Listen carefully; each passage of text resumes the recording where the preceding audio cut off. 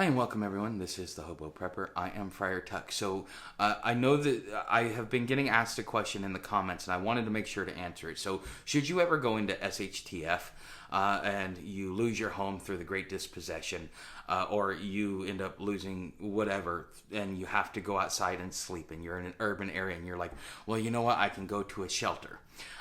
There are, depending upon what region you're in, depending upon the benefits of the local community in which you live in, it's going to really, your access to services will be either limited or abundant. In the Pacific Northwest and the Upper Northeast, it's generally where the predominant or most of the abundance of the shelter system is. Down south, Midwest, deep south, even in Texas, there's I think in San Antonio, there's one or two shelters.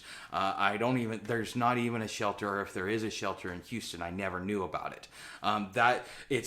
Down south, it's very hard to find a shelter. So sleeping outside is just something that you have to do because they don't offer a shelter. In the South, they look at it and go, well, you got 2 feet, 2 hands, you're not a gimp, so why aren't you working, you lazy bastard? And this is the way that people treat you. It doesn't matter what the situation, what the cause is.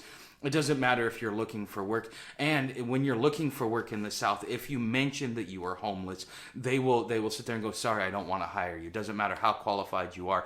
I actually was... I went to do a job interview and the guy was going to hire me, and I explained to him, it's like, look, I'm having to sleep in a field. To go to work, I can go figure out a way to get a shower and stuff. But, I need you to understand so that if something happens where I'm a little bit late for work or whatever, you can at least work with me. Now, you would expect that these people who look at you and look down on you and say, hey, look, you're homeless and you're trying to get a job and you're trying to do the right thing and get up on your feet, but then they're going to sit there and they're going to discriminate on you, therefore exacerbating the situation, which does nothing to actually help you, even though you may be homeless and it just may be a blip in your life where you got to go out there and find work and get back up on your feet. So if you're in the South, in the deep South, you have to hide the fact that you're homeless. And even the working homeless, and unless you're really, really bad, like the junkies that just don't care, the ones you see that walk around looking like Skeletor or half naked, completely strung out, talking and laughing at themselves. These people, they just don't care. But the average homeless in the South, they kind of have to scurry away and stay in hiding and not let anybody know that they're homeless because, again, they will be discriminated against, and opportunities that were open to them that they were making themselves open to will close really quickly. Whereas if you go to the West Coast, LA, they're understanding about it, but they don't like it. If you go up into San Francisco or Portland or Seattle and those areas, they have shelters, they have emergency shelters. The likelihood that you'll actually get a bed is greater than in the South or in the Midwest or in the Southeast and so on and so forth. Even here in Florida, what they do with the homeless is they put the shelter on the far outskirts of the town because they don't want the homeless in the town. They want to keep them out there, but on the flip side, they get government funding, government benefits, and all this aid to be able to take care of the homeless. So they don't necessarily want they don't want to get rid of homeless. They just kind of want to sweep it under the rug while still collecting money. And so this is what happens to the homeless to the rest of the country. Unless you're in up in the Pacific Northwest or you're up in the Upper Northeast, you should expect something like this to be normal. So now, one of the best shelter systems that I ever stayed in was San Francisco. It was kind of the best, and I'm going to kind of give you a little bit of a correlation between that and then the southern and outside of either the Pacific Northwest or Upper Northeast. I will give you a correlation to that. So in San Francisco, they have something that's called general assistance. They have it down in LA, but it's much different than what is up in San Francisco. What is going on in San Francisco is much better than what's going on in LA, because in LA they give you $200 a month for 6 months and food stamps. They give you a 7 days in an SRO, and that's all you get. And then you're stuck out on Skid Row. They make sure that they put you in Skid Row when they give you an SRO, and so therefore you're stuck and you have to deal with that. So you're there for the 7 days, and then after that 7 days, good luck. We hope you get up on your feet. Here's $200 a month for the next 6 months. What is that going to do? Buy your incidentals? It's not going to do anything. It's not actually designed to help you. It's just so that they can prevent you from, or at least use the excuse of, well, they can't panhandle. We're giving them $200 a month.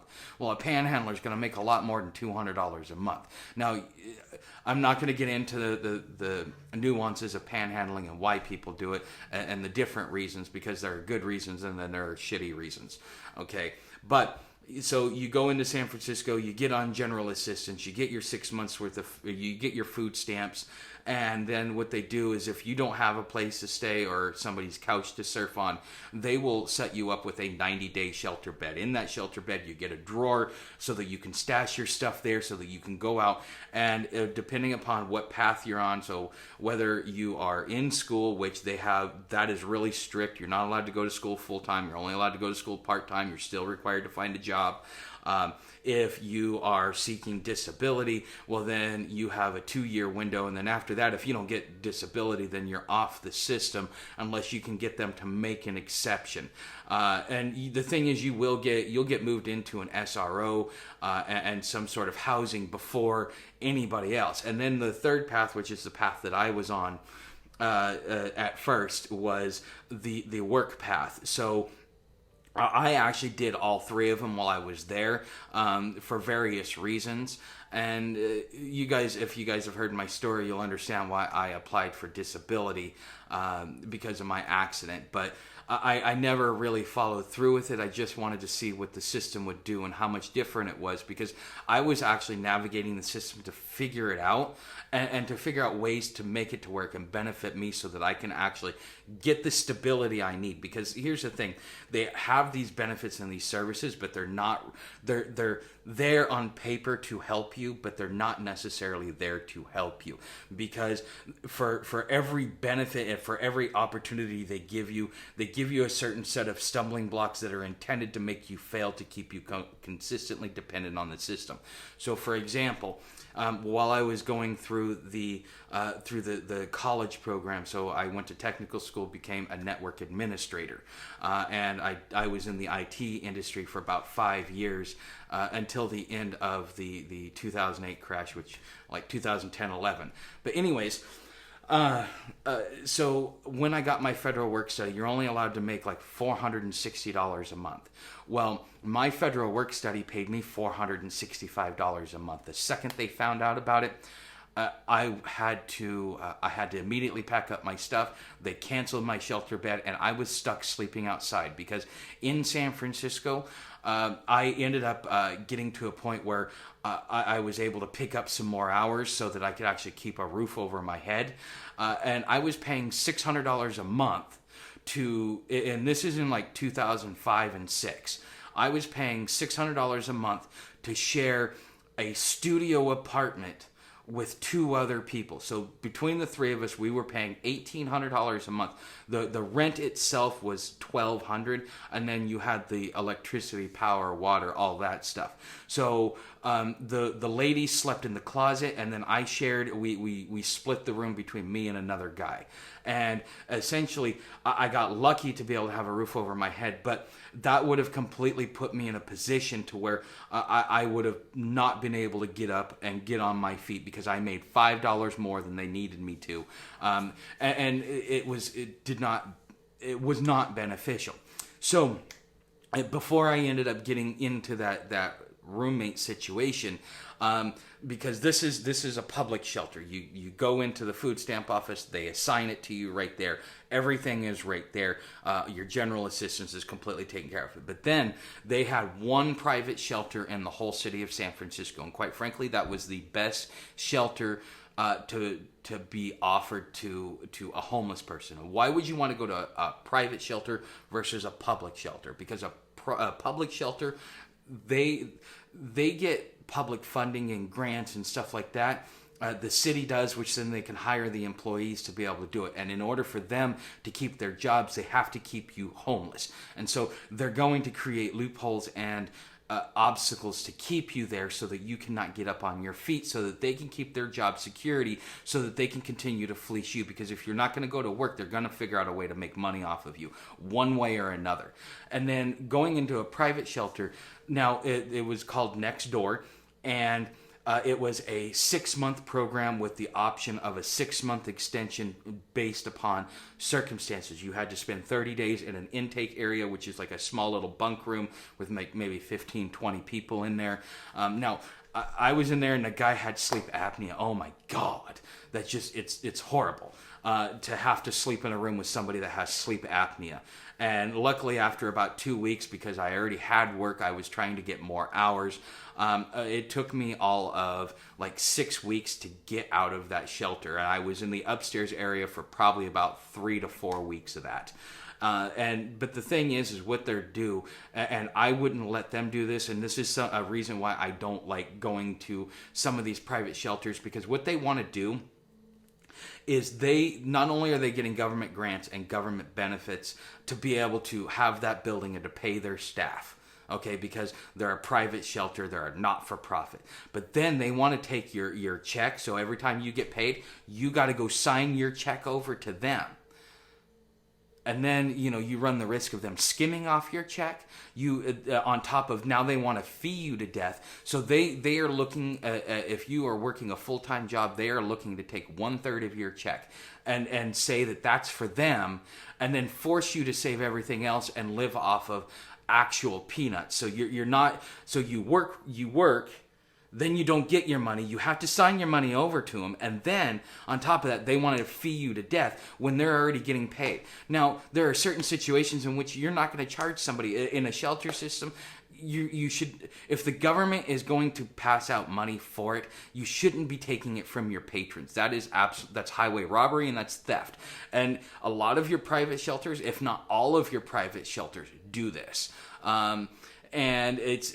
even the religious ones, they're worse about it because they want even more from you. And the thing is their job is to drain you so much financially that you'll never be able to have enough money to be able to go and afford rent unless you have like no wants, no needs, no nothing. Like on your day off, you want to go spend $10-20, go see a movie, at least reward yourself. It's not like you're wanting to go spend $200 at a bar. $20 to go see a frickin' movie, buy some popcorn and a soda. I mean, come on. And even if to do something like that, you would have to give that up to get out from under these religious shelters, because this is how they're there to actually take advantage of you. And so the private shelter was much better, but again, I got in and out so quick because I had a plan, and I'm like, I'm just gonna pick up like an extra 10 hours a week, and that extra 10 hours a week was enough for me to be able to afford a place to live. And get out of there so that they didn't rob me blind. Now, let's talk about actual shelters. So I've been in different shelters throughout the country. I tried to get into one in San Antonio, but it was always full. I've been in one in Portland. I've been in one in Eugene. I've been in one I almost went to one in Seattle. I've been to one in San Francisco. I've never been to one in LA. I've looked at the shelters here in Florida, but they're never open. And the way that they're doing it now is at least here in Florida, in certain parts, the police have to come out, they have to interview you, and then they have to give you a referral. And if they can't get a hold of the people because they just don't want to answer their phone because they're doing their whole quiet quitting crap, well, you're just screwed and you're stuck sleeping outside. So then the cops can come by and rouse you up in the middle of the night and tell you you're trespassing because you're sleeping in front of a frickin' doorway. Okay? So the shelter system itself is rigged, and it's not really there to benefit you. Another thing why people don't like the shelter system is because it works like this, okay? And I'm going to explain why I'm frustrated with it here in a second, but it works like this.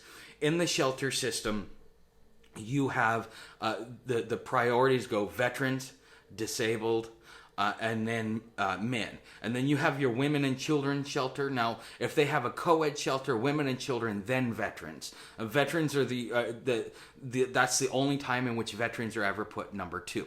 Now, you might sit back and go, oh, well, the veterans, they need it. Actually, no, they don't.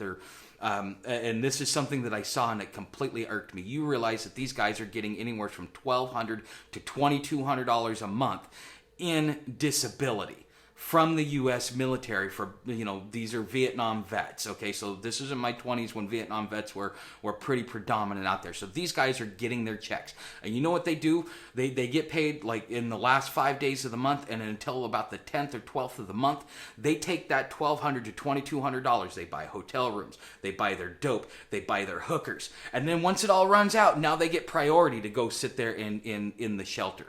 That is so. There's so much wrong with that, and if you can't see it, I can't help you. But from a natural standpoint, I would never use veteran status in that way. And the thing is because there's this whole thing of we need to help the veterans because it's a political thing. You're not helping them. You're enabling them. You're allowing them to you're not giving them the help that they need, and then you're allowing them to game the system by taking the money, going and getting strung out, and then everybody else who's actually trying to do something with their life gets kicked to the side because this guy is, I'm a veteran. You know what? Great. I went in the military too. Okay, I come from 10 generations of military. I know plenty of people that have gone into the military. It does not make you better than the average person. And those veterans that think that if you weren't a veteran or if you've never served in the military, you have no right to breathe. These are the people that are out there on the street corner because they become so entitled that they believe that they will sit there and show their VA card and their whole thing. Okay, so this is something that really, really gets under my skin because it's how the system is gamed by certain sects within the homeless population. I mean, that's just downright despicable that this happens. Now, let's say you get into a shelter. Now, I didn't have this problem, but I know plenty of people who, because if you get yourself intertwined in the homeless population, which if you're going to go out and you're going to be homeless, be very careful on who you associate with, who you get in contact with, who you hang around, because what's happening is first they're looking at you, and if within the different drug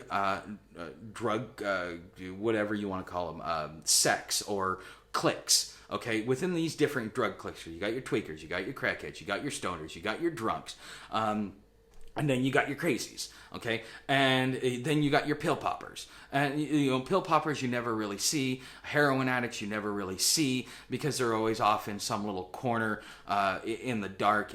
But the thing is, the tweakers, they rob each other, and it's a game. It's a game for them. And so they rob each other. So if you're hanging around people like that, expect to be robbed. Crackheads, they're loud. They will steal from you, but they're going to steal the valuable stuff from you as well. If you are not careful and they find out that you have money on you, what will happen is they will attach themselves to you and be like, hey, can you buy me a beer? Hey, man, you mind sharing that bowl with me? Hey, you mind?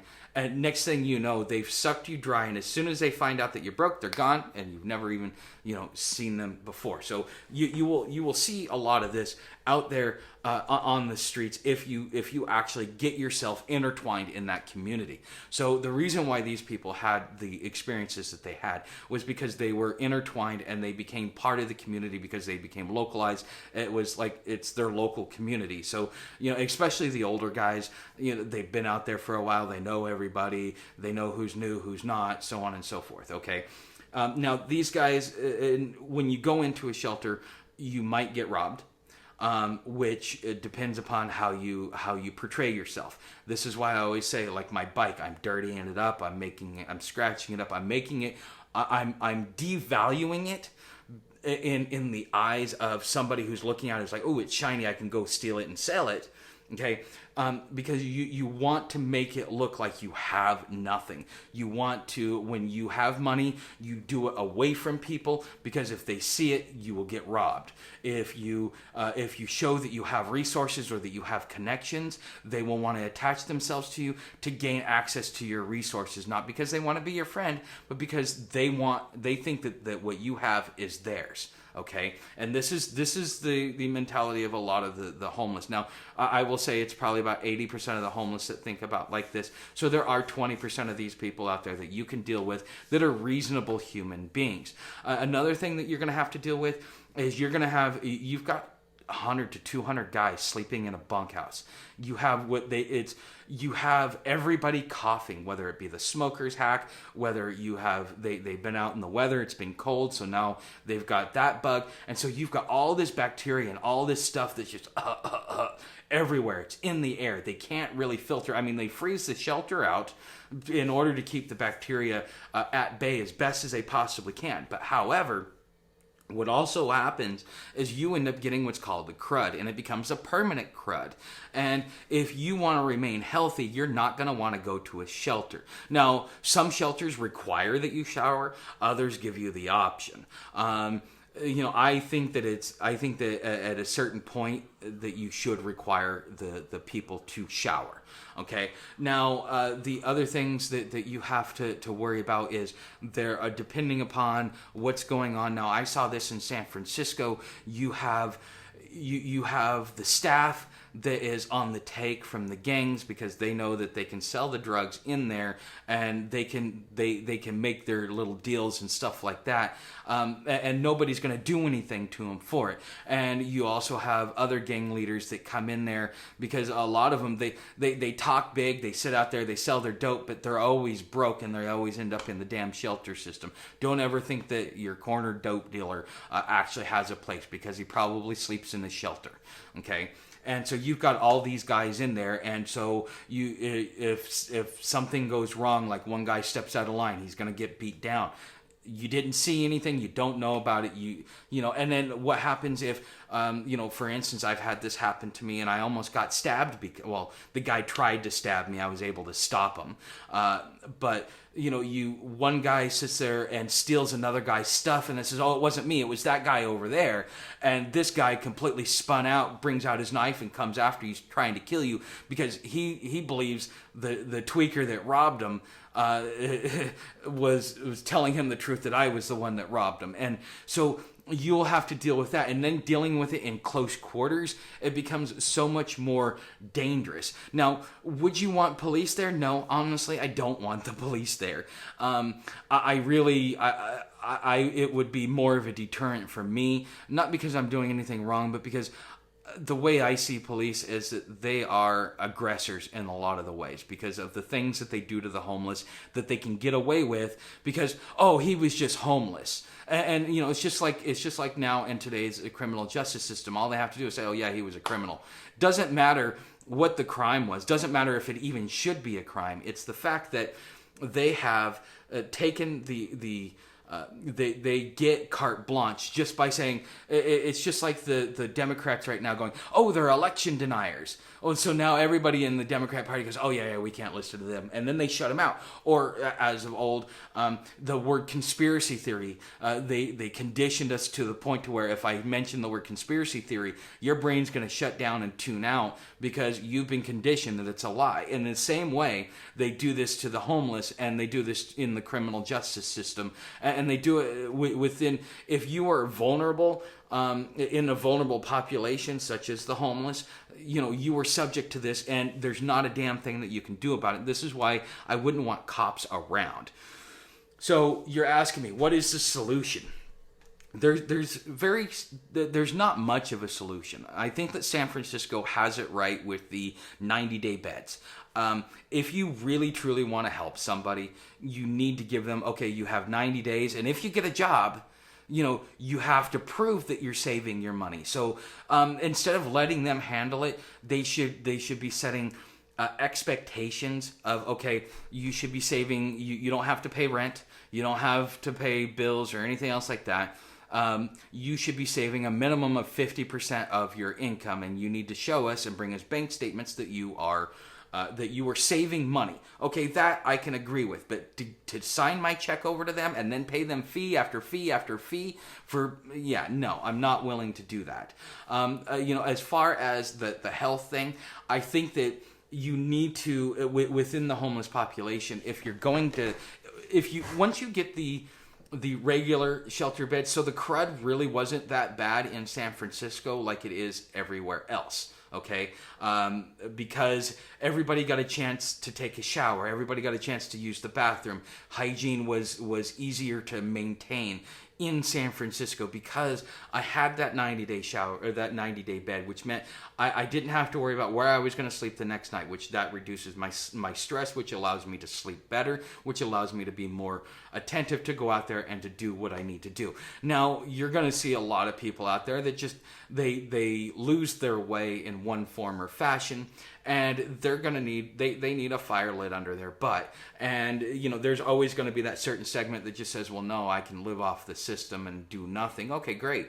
That's your choice. But after a while, if society were operating correctly, we would be like unless they have a really good reason, I would say that those people should be the people being ostracized from society and looked down upon, instead of those that are out there on condition or whatever. Because, yes, you have a lot of people out there that have mental health issues, and the mental health issues play a lot into mental stability, but the mental health system itself is broken, so it doesn't help.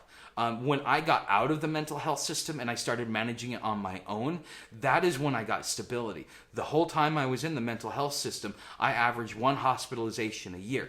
I had dealt with allergic reactions, and they were constantly trying to cram pills down my throat that they didn't need to do, because the system didn't have the resources to help somebody like me. They treated me as if I was born with it, which I wasn't. It was a work-related injury or work-related trauma that led to my mental health issues, which means I need to be dealt with differently, and the mental health system is not geared up that way. So with a majority of your people that are out there that are homeless, that have some sort of mental health issue, and if you didn't have one when you went out there, you will develop one because of the amount of BS that you have to deal with, not only from people in society, but just the dealing with the government and dealing with all these different antagonists. It's bound to put you into a point where you are going to be dealing with paranoia and heightened anxiety, because after a while you start feeling like everybody's coming after you, because that's the way the system is geared. So we are creating a lot of our mental health issues for our homeless. And I think that these police departments trying to do the homeless outreach, I think that is a good idea, and I think that there is some merit in that.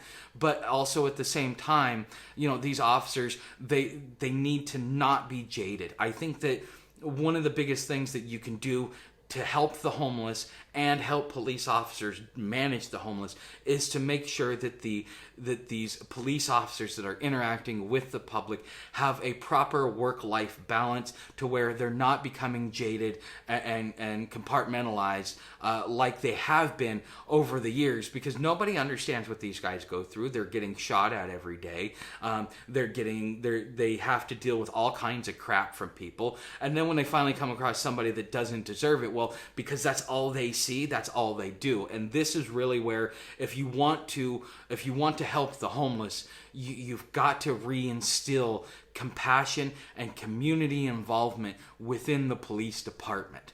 But as far as the shelter system, I think you really need something along the lines of having permanent shelter beds, and it will go a long way. And if you set certain guidelines and certain requirements, because the people want the service, they will follow through on it, and they will do just enough to get the service. And so you can take advantage of that and help them get their way along. So if they have mental health issues, but you have to fix the mental health system.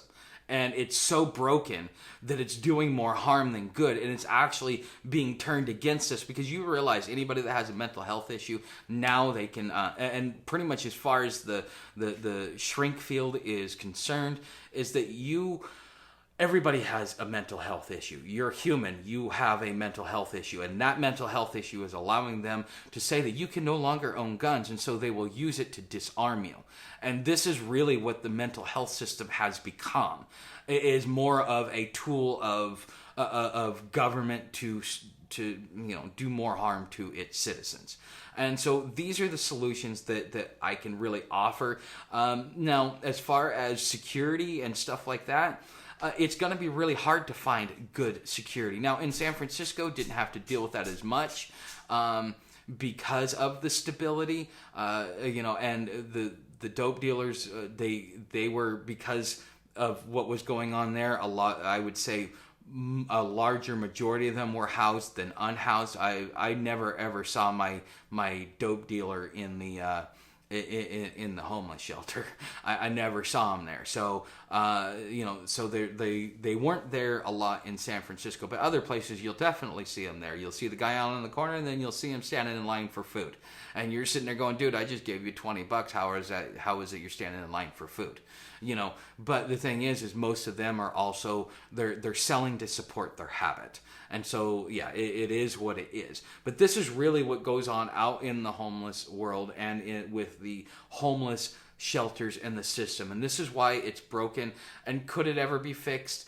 Not completely, but it could definitely get better. And as it gets better, it will change the mood of society, which will change the mood of the people that go out there. Because instead of going out and becoming homeless and realizing that everything is over for you, and by sheer luck and happenstance, you might get up on your feet if you are tenacious enough to go out there and do it. Because to get off the streets and to get off the streets and have stability, that is harder. That's the hardest thing to do. And I think it's one of the hardest things I've ever done in my life, is to do that, is to get off the streets and then remain stable because of all of the crap that you have to deal with. But if you offer a proper social net system, it will, over time, it will change the way that society sees it. So when they go out, instead of going, oh, well, my life's over, I guess I'll sit here and drink myself into a bottle, what they will do is they will look at it and go, okay, look, the system itself is here to help me as long as I go out there and I work it. But then also within society, they also know that if they don't follow the system and if they become lazy, well, then they're probably going to be some guy sleeping out there on the corner. And then that guy sleeping out on the corner, you know why he's there, because he doesn't want to do anything. He doesn't want to get up on his feet. Now, for whatever reason it may be. So, this is the changes that need to happen. It will be a long-term change. It's not something that it will take a generation at minimum to change the overall mentality, because, it's essentially, it took a generation to look at the homeless and go, okay, you're crap. Because back in the 60s and the 50s and the 40s and the 30s, it was like, okay, Great Depression, you're just down on your luck. Here, let me help you, let me give you a job. Until finally the hippies and the junkies of the 60s and 70s completely ruined it. And then you all the way into the 80s and so on and so forth. So it's going to take another generation to switch us back. Okay, so I hope that this answers your question. So one more thing I want to talk about real quick is I have been I've got a 45-mile ride, 50-mile ride tomorrow. It's going to really run me into the ground. So this is going to be the last video you guys see from me for a couple of days. Hey, if you like this information, like, subscribe, share. My gear and my affiliate links are down in the description. My tip jar is down in the description. Anything you do helps. It's what helps me support myself so that I don't have to go out there on a street corner and beg. So anyways, guys, thank you for being my friend. Thank you for watching, and I will see you in the next video.